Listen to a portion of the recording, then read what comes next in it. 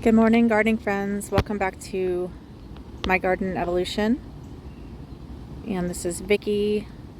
I grow in what you would call a 5B or 6A zone in the USDA zone map. I am in far western Iowa, right along the border of Nebraska. What we're looking at right now is the top-down view from my terrace. Lots of beautiful things are coming out in the pollinator garden. But today's not really a tour video. I just wanted to talk about what I'm going to try to get accomplished today. We do have some weather moving in. That's my neighbor's yard across the street. She has a lot of pretty stuff as well.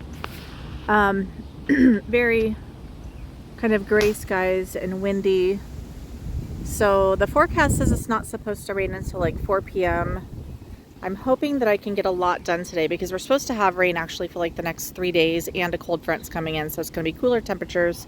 Perfect time for planting or transplanting before it gets too hot. So things I want to get done today though: I want to mow the lawn. I want to trim back this little hedge here because I think it's just getting taller than I would like it to be. I'm going to try to get some weeding done in my terrace garden. And then over here in Mom's Meadow, I have a bunch of iris that a coworker from work gave me. She says they're purple, but she actually got them from a neighbor of hers, and she's only seen a couple blooms, and she isn't 100% sure like if there's yellow or any other colors on them. But anyway, she's given me a lot of iris because I had given her some plants from my garden, and I guess she just wanted to reciprocate. So I think that's where I'm going to put those. I might move them around a little bit here. We'll see. I also have a bunch of foxglove from my winter sowing that I still haven't put out. So I'm planning to put most of those foxglove probably in this garden. Because they do self-seed, which I like, and I'm going for like a meadow effect here in behind the hydrangeas. And I might put some foxglove in the front by the rose garden where it's full sun most of the day. I just don't know if they'll do as well there. I think they'll do okay though. I mean, we're kind of far north. We're not like down in the deep south, so our sun is not quite as intense, but we do get into the like 90s and even over 100 at the hottest parts of the summer. So anyway, that's the plan. I will pause for now, and then I'm gonna catch you guys up here in a little bit with the after video. Okay, just a quick little process instruction here. So this kind of iris likes to have their tuber, this part, close to the surface, and so they're kind of challenging to plant correctly, in my opinion. Not challenging, it just takes a little time, because what you want to try to do is bury these long stringy roots while still keeping this tuber part somewhat close to the surface. Like, I think I've read online 1 inch to 2 inches, but honestly I like to see the top of this after I've finished planting, or it's like literally just under the soil. And I live in zone 5. They can obviously handle our winters despite being planted so shallowly, and my iris always bloom really good for me. These may not bloom like next year. It just depends. It takes them a while to kind of get established once you've moved them, and as you can see, I cut off a lot of the upper leaf there. So yeah, that is what I'm doing here, and I'm gonna pause again. I'll show you guys later. Okay you guys, so I've got those 2 groups of iris planted up. Cut all their leaves down fairly short. It'll just make them easier. It'll be easier on them to establish as their roots start growing into this soil. And kind of hard to tell here, but I have, not pushed back a lot of the mulch because, again, I'm trying to keep the tuber very close to the surface. So if we look under here, it's just right there, and I might have to deal with a little bit of weeds, and these will be a little bit wobbly until their roots grow into the ground, and then they'll be fine. But yeah, that's how I do it. So there's this group here, and then come down here.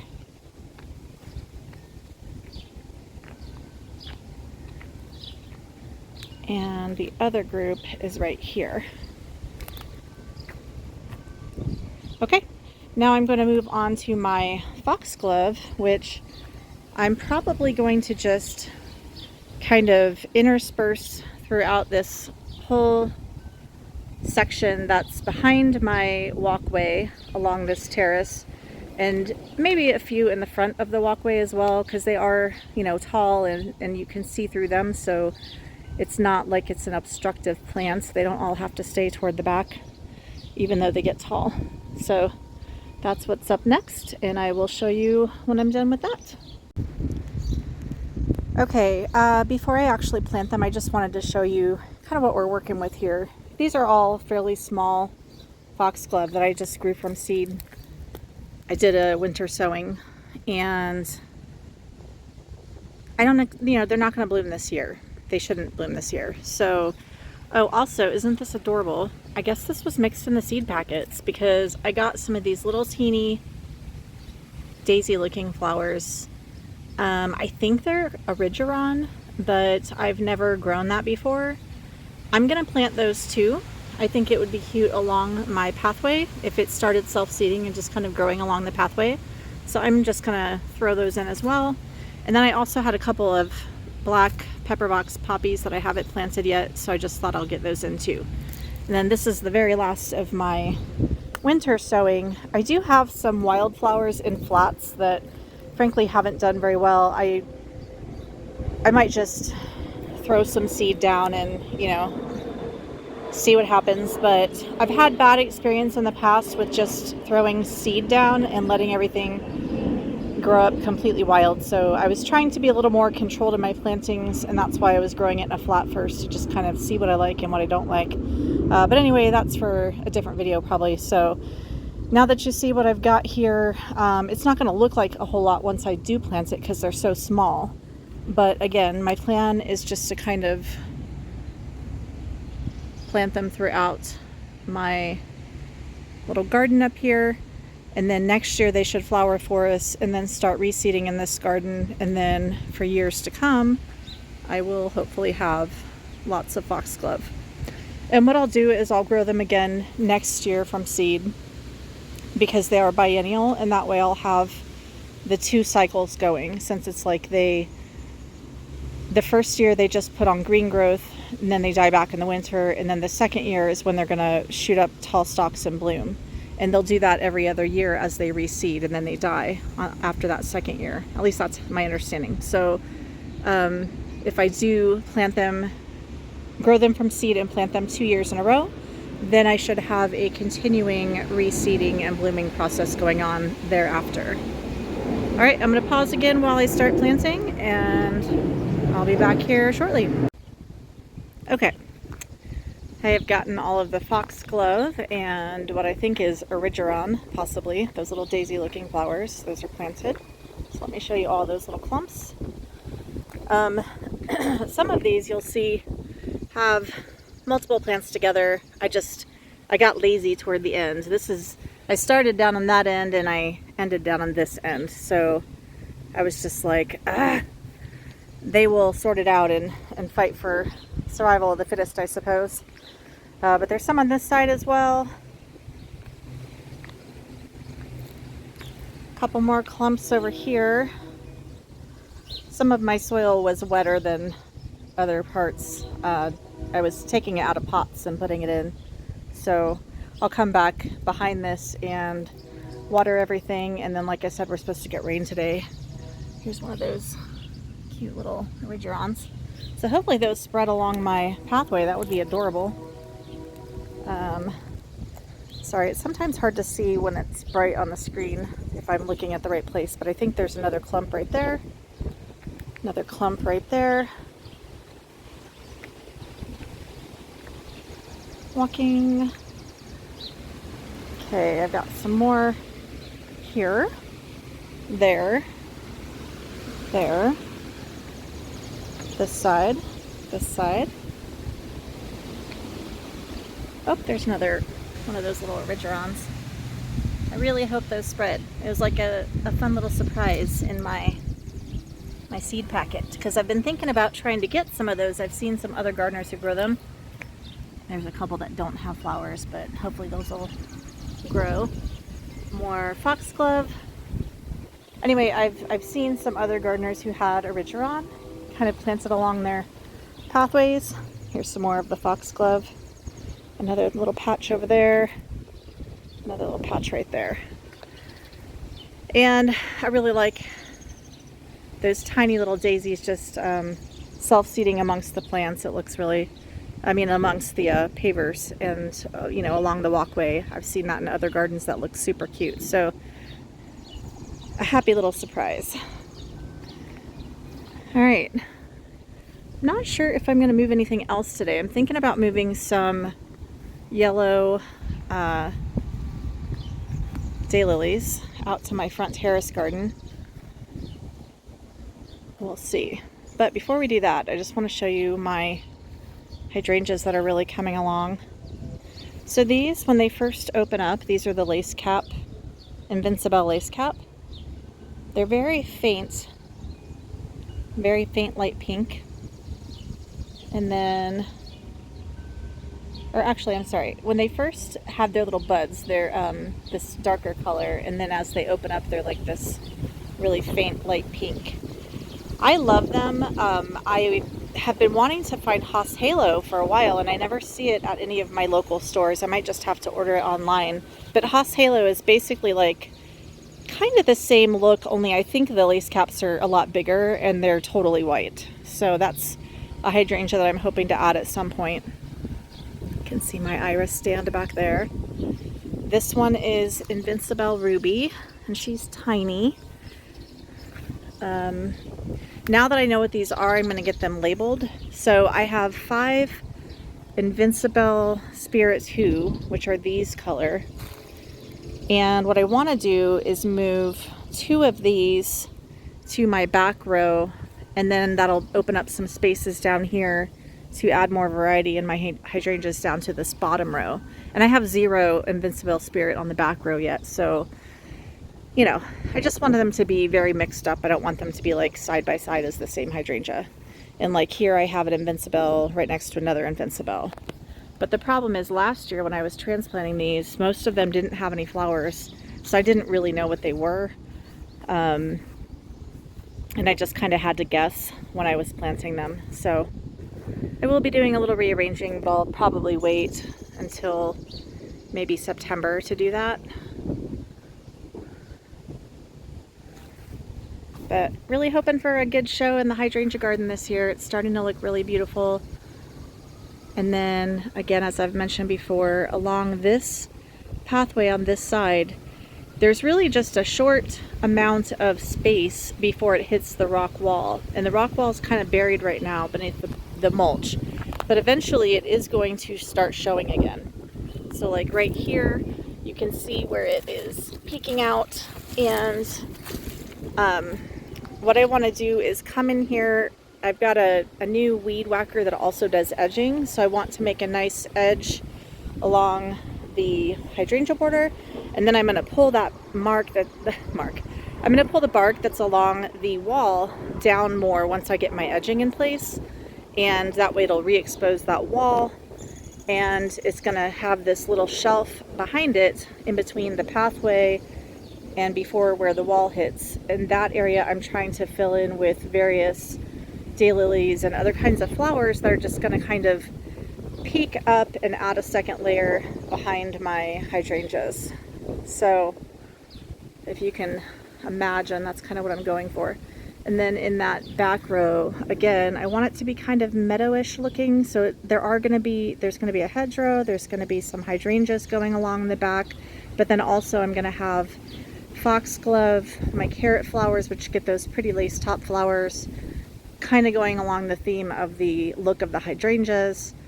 I also have some ducat I think that's dill planted in there. Foxglove, the iris. Down on that end, I have the native butterfly weed and the anemone virginiana, which gets the white flowers. I have a handful of, what is it called? Mullein plants or verbascum. They are first year. No, that's foxglove I just planted. Where are they? Here is one. I planted this about a week ago over here. So I have a bunch of this down on my front terrace, and I mean just more than I need in one spot. So I've started moving this to this area too. They won't get big this year. They'll just grow some green leaf along the bottom. But next year they'll send up these super tall yellow flower stalks that I think are really pretty. And that's going to be kind of in front of my, rows. So you get the idea. I've got some tall spiky things that will be shooting up next year, like the foxglove and the verbascum, and I have that kind of mixed in here with the hydrangeas and everything. So this should really start filling in the next year, which I think is gonna become just gorgeous. But I mean, even this year I'm super excited about it. If you look back at last year, I had started the hedgerow, but other than that, all of this was just grass. And then I think I had planted that tree right here and the butterfly magnolia down there. But I didn't transplant the hydrangeas till the very end of summer. And yeah, this whole area was just really blank. It was just grass, really, with a little bit of hedge stuff in the back. So in that, short amount of time, less than a year, I've been able to fill it in this much, and I'm really happy with that progress. If you can hear that,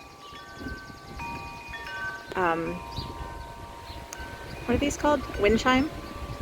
This was given to me by my work when my mom passed away. It says, "Listen to the wind and know I am near, forever in my heart." And I thought it would be really sweet to hang it right here, because this is what I'm calling Mom's Meadow. You can see I've got her sign right there, Nancy's Meadow. And I'm gonna put sorry, this part looks really crappy right now, but I'm gonna put a bench over in this way, and then I'm gonna put like some potted plants on either side with like just shade plants. So it'll be like centered under this window, will be a sweet little bench, and some potted plants on both sides. Plus it might help disguise that. This is like a radon removal system, and I can't really do anything about it. It's necessary for our house. So, if I put some pots around it though, and some plants growing up right there, that'll help make that a little less of an eyesore. But this is just the perfect spot to put a bench, because let's go stand right here, and I'm gonna turn around. And this is the view. And as it fills out over the years, it's just going to be very full and lush of hydrangeas and foxglove and iris and hostas toward the bottom where it's more shaded, and whatever else I decide to stick in here. And I think my mom would have loved sitting here on the nice shady east side of my house and just looking at the garden and watching things blow in the wind. So it's kind of a little tribute to my mom, and it's also just, I would have made it beautiful anyway. That's just what I'm trying to do here, but it touches me that I'm able to incorporate this into her memory, and yeah, it's something special. So if you've been watching this far, thank you. Not sure if I'm going to continue on. If I have any more to add to this video, I will, but if I don't, then I guess I will see you next time. And if you haven't already, please like and subscribe. I've got a lot more to do in this garden, and it will continue to develop over the years. All right, thanks for visiting. All right, friends, well, I just wanted to end here. The terrace garden is just so pretty right now. I did end up cutting the grass, so maybe I'll take you up there and show you that, but I mean, who cares? Cut grass is cut grass. But my terrace garden, I love the silver of that sage over there, and lambsy are here. And then this Artemisia, very silver. We've got the Monarda popping up above the foxtail grass and the hardy hibiscus here. The yarrow. Oh, look, it is yellow. Okay. I guess it's like yellow and peach. Maybe it's like peach when it first comes out and then it fades to a yellow. I had talked in my other videos, I was like, I can't remember what color this is. I think it might be yellow. And then when it first came out, it was looking very orangey peach. But either way, I like both colors, so it looks really good. Little white flowers there.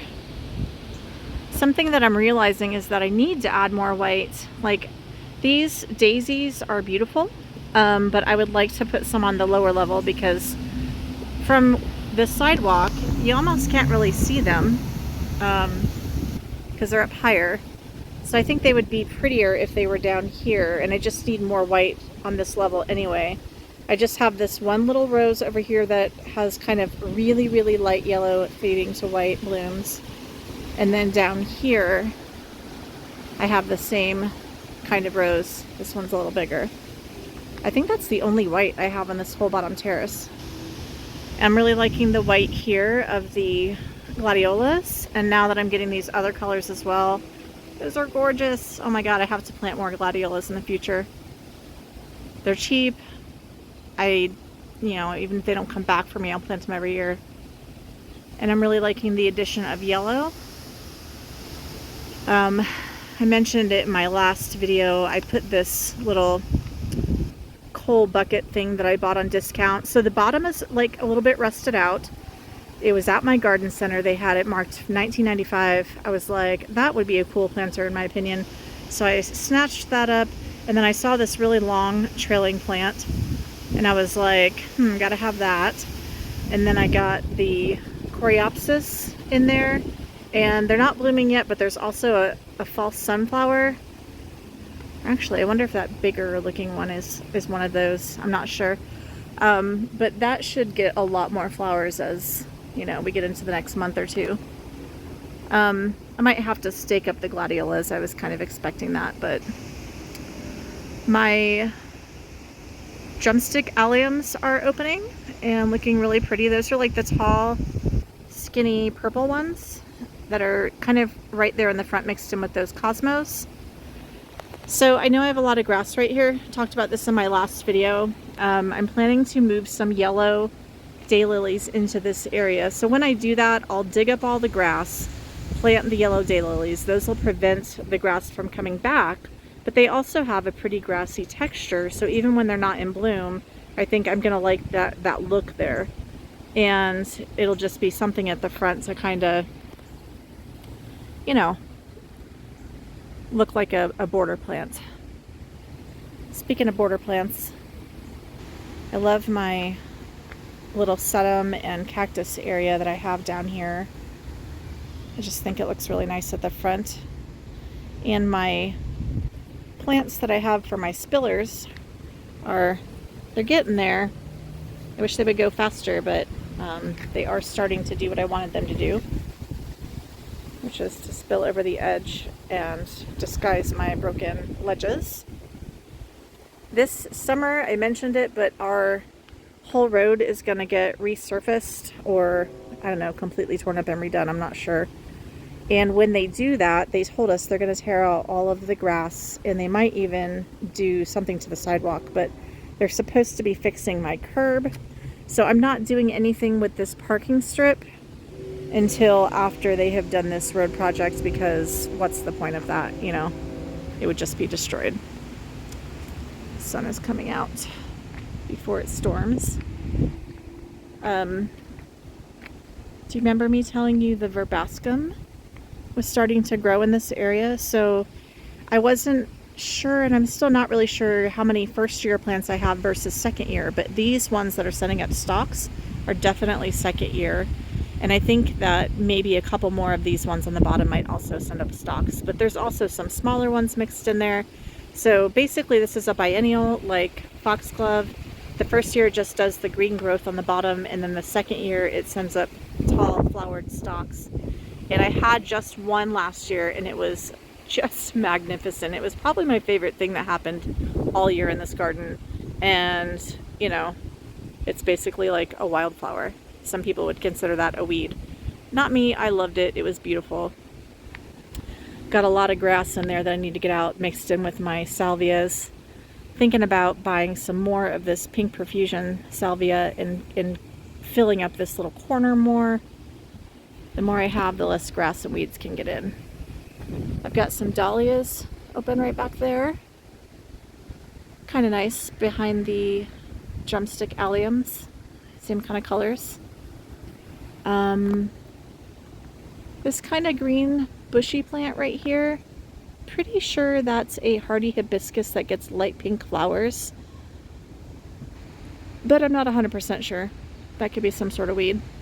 I've got lots of really beautiful coneflower around. Well, I see 2 clumps. I have lots of seedlings though mixed in here, so in years to come we're gonna have a lot more. Oh, there's another coneflower right there, kind of mixed in with that dahlia. I have some tip of my tongue, what is it? Cosmos, the tall light pink and white flowers that are up there. Really pretty. And then the orange tiger lilies that are back there. I just love those. I know they don't have the prettiest foliage at the bottom, but you know, that can be cut off. It's not a big deal. And then my patch of Russian sage is starting to get big over there, so pretty soon that'll start putting on purple flowers. And I just love the silvery, you know, addition that brings. Of course, this is yarrow right here.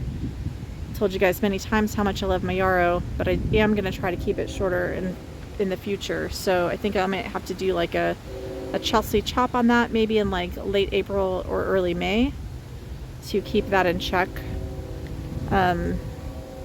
Since I've started deadheading my little dahlias here, they are starting to put out more blooms.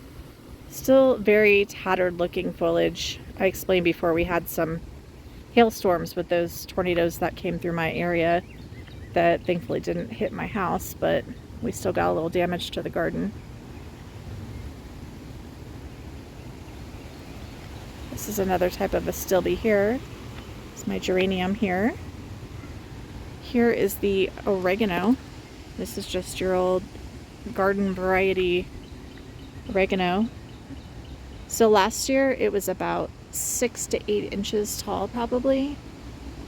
This year it's probably between 2 to 3 feet tall. And it's got these pretty white flowers, which it did not have last year. So after this flowers, I'll probably cut it back maybe by half or more. And I like its form. I like the white colors. Oh, I was saying I didn't have any more white on the bottom terrace, but this is adding white, so that's nice. But just like the yarrow, I don't like how tall it is. So I'll either start doing a Chelsea chop on that earlier in the season, or I might move it to the back a little bit more, because I do like the way it looks a lot. I like that vase shape. This is my Monarda that is like the wild type with the very light purple blooms. And I cut it down by probably half because I really didn't like how tall it was. And even though my red one down there was already blooming, this one was not. And I just kept waiting and waiting for it to bloom so I could cut it back. And then finally I was like, you know what? The blooms aren't even that bright. And it's already getting the powdery mildew on it, just like I knew it would. Does it every year. And so I just decided to go ahead and cut it back. That was like less than a week ago. And I can already see buds on there and in multiple places. So either they were already growing down that low, or it's already rebudding that quickly. But that's great because I just want it to be shorter. And next year in late winter or early spring, I'm planning to dig this up. I'll probably move this in 2 or 3 clumps up to my mom's meadow because I just feel like it'll fit in better there. It's more of a wild type plant anyway. And then I'm gonna put a darker purple or like a fuchsia pink or something Monarda here that stays a little shorter. So I'm gonna put that in its place. This beautiful hardy hibiscus right here will have some pink, light pink buds, flowers. And then the one that's down there by my red Monarda gets more of like a berry red color flower.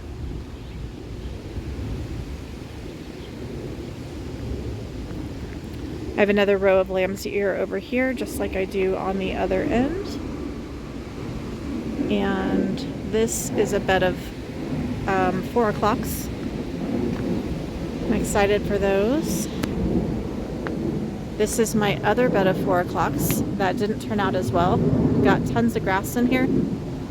So probably Friday, which is my next day off, I'm gonna try to get out here if it's not raining the whole day. We do have storms in the forecast, but I'll try to get out here and pull all this grass out.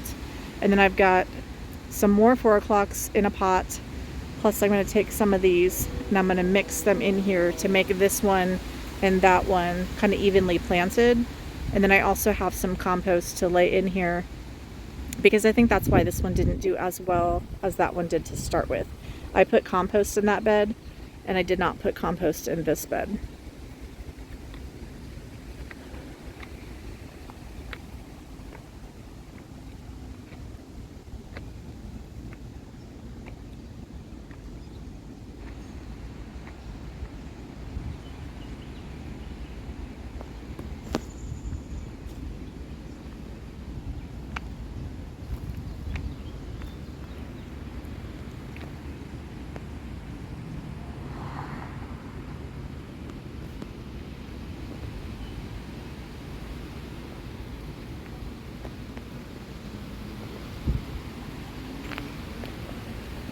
And my new little geraniums are doing well.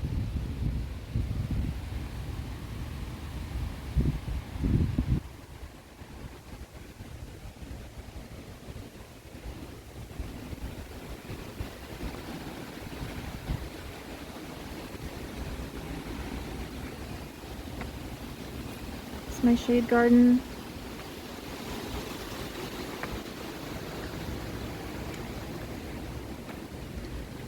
And I believe we've settled on twist and shout for the hydrangea that I was unsure of.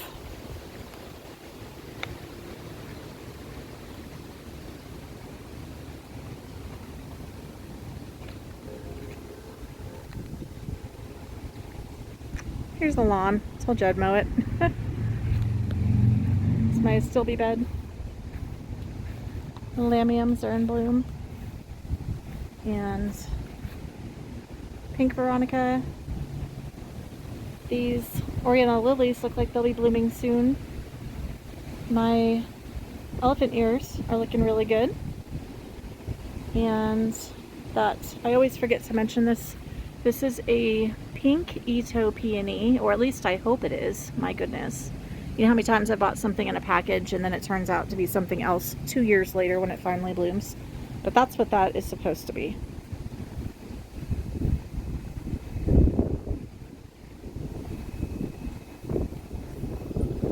This area really needs to be mulched. I've got so much of this henbit or clover or whatever that is growing up over the edge. But the reason I don't really deal with it is because I know that pretty soon here I'm going to be removing all of that stone, laying down cardboard, and extending this bed out so that from this line it runs straight and continues down this way, kind of like that. So that's why I just kind of haven't dealt with it because, you know, I feel like what's the point of pulling all the weeds if I'm just going to cover them up in mulch and cardboard. And then my rose garden over here, you know, going slowly, but most of these roses were just planted last fall, except for this white iceberg. So I did not get to trimming this hedge, so that'll be something I'll handle this weekend. I feel like the storm is getting close. It's getting pretty windy.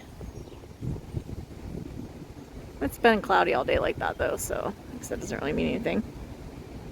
But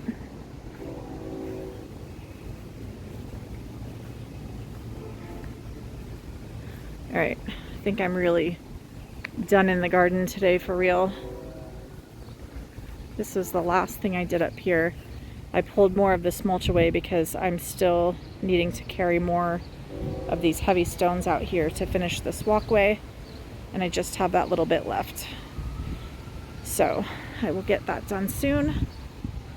Let's just take a stroll along the hydrangeas.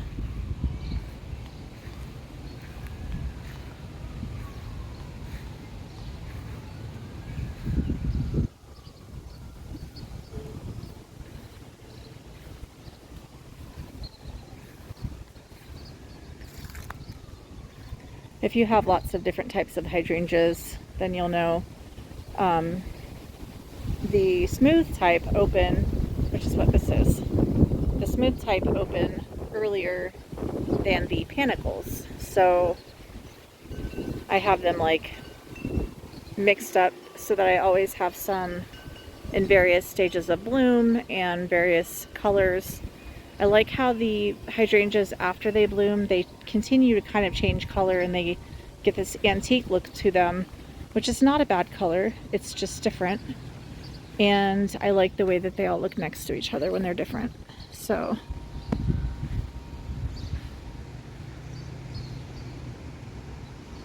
another thing I'm really happy about with this path, and this was not planned, totally unexpected, honestly, but when I'm standing here or when I'm looking out my windows, it's almost like, because the ground is gently sloped this way and I didn't level this path, I pulled the bark back and I laid the stone down, and then I kind of moved the bark back again so that it was around the stone.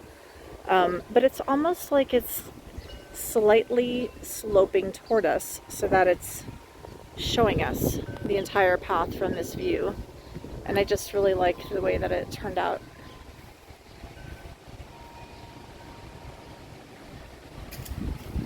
All right, friends, signing off. Once again, if you haven't liked and subscribed, please consider doing so. I'd love to have more regular viewers and comments and questions and all of that interaction that, you know, I don't get from a lot of other people. So if you're a gardening fanatic like I am, reach out. All right, thanks.